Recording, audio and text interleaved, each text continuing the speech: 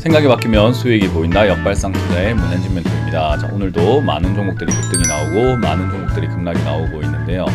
이런 과정에서 우리가 가야 할 길 상한가에 들어간 종목들 체크해보면 답이 나올 것 같습니다.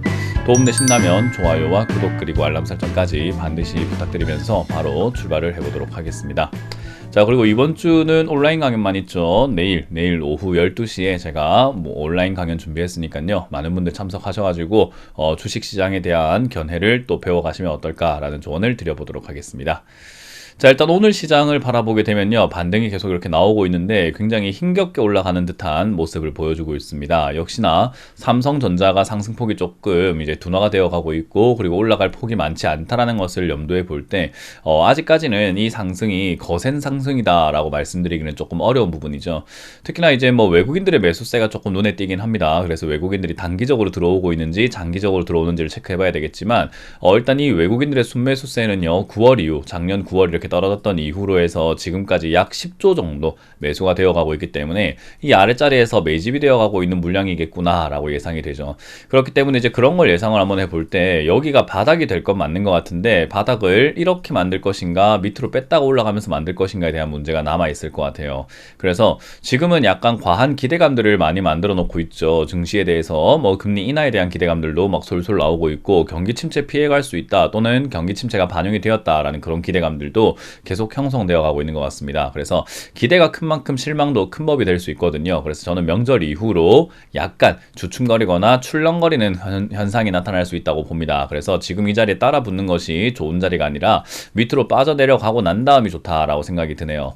자, 어찌됐든 지금 이 횡보세라고 했을 때, 지금 이 횡보세에서는 내려갔다 올라갔다 하는 것은요, 일정 부분 내려갔다가 일정 부분 올라오는 것은 굉장히 자연스러운 부분입니다. 그래서 이거를 우리가 올라가고 있다고 해서 상승세가 아니고 또 조금 빠졌다고 해서 하락세가 아닙니다. 그냥 횡보하고 있는 도중에 나오고 있는 상승과 하락일 뿐인 거예요. 그래서 그러한 포인트들을 여러분들이 잘 생각을 하지 못한다면은, 아니 지수가 내려간다고 해놓고 왜 올라가죠? 또는 올라간다고 해놓고 왜 내려가죠? 계속 그런 식으로 일일비할 수밖에 없는 거예요. 그래서 지금은 횡보세라고 하는 것이 주된 흐름이다 라고 보시면 됩니다. 옆으로 가고 있는 것이 주된 흐름이고, 그 안에서의 상승과 하락이 반복이 되어 가고 있을 뿐이라 보시면 되겠죠. 마찬가지로 내려갈 때도 그냥 내려가는 것이 아니라 상승과 하락이 반복되면서 올라갔다 내려갔다 하면서 내려가잖아요. 올라갈 때도 마찬가지고요. 올라갔다가 내려갔다를 반복하면서 올라가는 것처럼 내려갈 때, 횡보할 때, 올라갈 때 전부 다 상승과 하락이 존재한다라고 생각하시면 되겠습니다. 자, 어찌됐든 지금은 횡보하고 있는 도중에 나오고 있는 상승이다라고 생각하시면 되고요. 이 횡보의 고점 원래 2,500이 되어야 하는데, 삼성전자의 흐름을 보니까 저기가 되지를 못하고 빠질 가능성이 있다라고 보여집니다. 그러면 저 고점이 낮아지기 때문에 저점 리스크가 다시 생긴다라고 생각하시면 되겠죠. 그래서 제가 말씀드린 것처럼 기대가 큰 만큼 실망이 커지게 된다면 저점을 일시적으로 무너뜨리는 형태가 나오게 될 텐데, 어쨌든 여기는 외국인들의 매집 형태도 보여지게 되고, 그리고 바닥이 만들어질 가능성이 굉장히 높은 자리라는 것은 두말하면은 입이 아픈 자리이기 때문에, 만약 추가 하락이 나온다면은 매수의 기회로서 활용을 해보면 되지 않을까 생각이 듭니다. 만에 하나 안 떨어지고 옆으로 그냥 가다가 올라가면 어떡하나요? 라고 하시는 분들도 있는데요. 그런 분들은 떨어졌을 때 여기 저점을 지지를 받는 거 보고 사셔도 좋고, 아니면 고점을 뚫을 때 사셔도 좋기 때문에, 꼭 이 자리를 우리가 매수 기회를 놓친다고 해서 살만한 타이밍이 아예 없는 것은 아니에요. 계속해서 살만한 타이밍은 나와주게 되어 있다라고 생각하시면 되겠죠. 그래서 흐름에 맞게끔 매수 타이밍은 계속 생길 수 있는데, 우리는 이왕이면 좀 최대한 싼 자리에 사고 싶은 것 뿐인 거죠. 그래서 한번 빠지는 것을 기다려보자 라는 겁니다. 물론 떨어져서 매수 기회를 주면 참 좋을 것 같은데, 안 주면 안 주는 대로 대응을 하면 되기 때문에요. 그 점은 어려울 것 같지는 않다 생각하시면 되겠죠. 자, 일단 오늘 상한가에 들어간 종목은요, 나노와 핑거스토리 두 종목이 상한가에 들어가 있고요. 10% 이상 올라오고 있는 기업들은 총 22종목으로 이렇다 할 만한 포인트를 잡기는 힘든데, 약간 주식수가 조금 부족한 품절주 위주로도 많이 급등이 나오고 있는 것 같습니다. 그리고 잡주라고 할 만한 기업들, 낙폭 과대라고 하죠. 굉장히 많이 빠져있던 기업들 위주로 올라오고 있다는 게 포인트가 될 것 같고요. 10% 이하로 빠지고 있는 기업들은 유네코 정리매매하고 있고요. 노브레 냄비 이런 것들도 마찬가지로 사실 실적이 굉장히 안 좋은 기업이기 때문에 빠질 수밖에 없고요. 아우딘 퓨처스와 같은 이런 기업도 실적이 좋지 않은데 주가가 급등했기 때문에 빠지는 그런 현상이 나타나고 있다고 보시면 됩니다. 자, 일단 오늘 상한가에 들어간 들어간 종목인 나노부터 살펴본다면요. 이 나노라고 하는 기업은 상당히 바닥에서 많이 이렇게 빌빌거리고 있는 기업 중에 하나죠. 요 기업은 예전에 미세먼지 관련주로 이렇게 엮여가지고 급등이 나왔던 기업 중에 하나입니다. 요 기업이 주식수는 적당하게 있는 부분이지만 사실 이 기업이 하고 있는 기업의 전망이라든가 형태가 좋지는 않아요. 실적이 이렇게 막 흐지부지하게 나와고 있기 때문에 사실상 이게 엄청나게 좋은 상황에 놓여진 것은 아닌 것 같다라고 보시면 되고요. 이 기업은 이제 화학물, 질소 화학물 제거 이런 것들 이야기하고 있어가지고 예전에 미세먼지로 엮였는데 지금은 엮이지는 않고 있는 것 같습니다. 어찌됐든 기업이 하고 있는 게 성장 가능성이 있는 그런 기업이 있는 것은 기업인 것은 아니고 그냥 꾸준하게 매출이 잘 나오고 있지만 하지만 이제 원자재 가격 상승이라던가 이런 데 영향을 받는 기업이다 보니까 실적은 좀 안 좋아지고 있고 바닥에서 벗어나기가 힘든 기업이라고 보시면 되겠죠.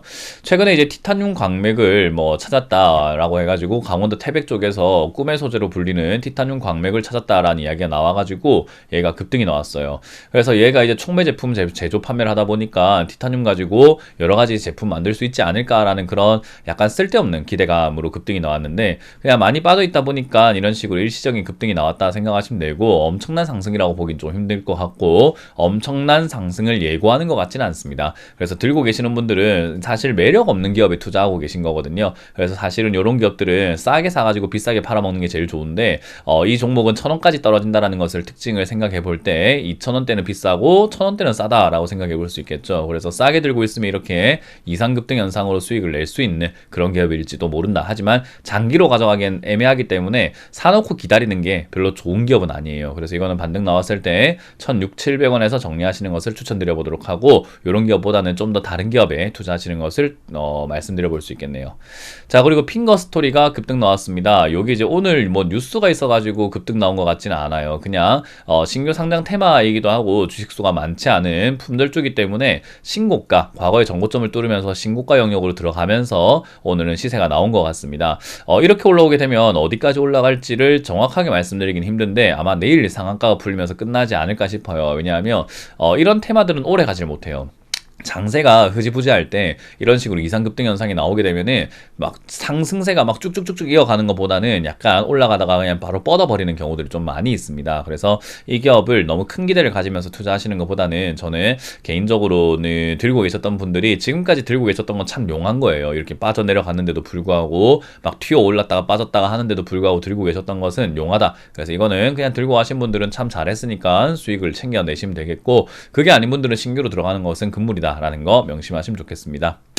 자, 이렇게 오늘 시장에 올라온 종목들을 체크해 봤는데요. 장세가 올라오다가 약간 머뭇거리고 있는 장세다 보니까 강하지 못해서 시장도 역시나 주춤주춤하고 있는 그런 모습입니다. 특히나 외국의 지금 차트를 보게 된다면요. 해외의 다우존스 차트가 지금 잘못하면 쌍봉을 만들 수 있는 자리입니다. 올라오다가 빠져내려가서 쌍봉을 그릴 수도 있는 자리가 되어가지고요.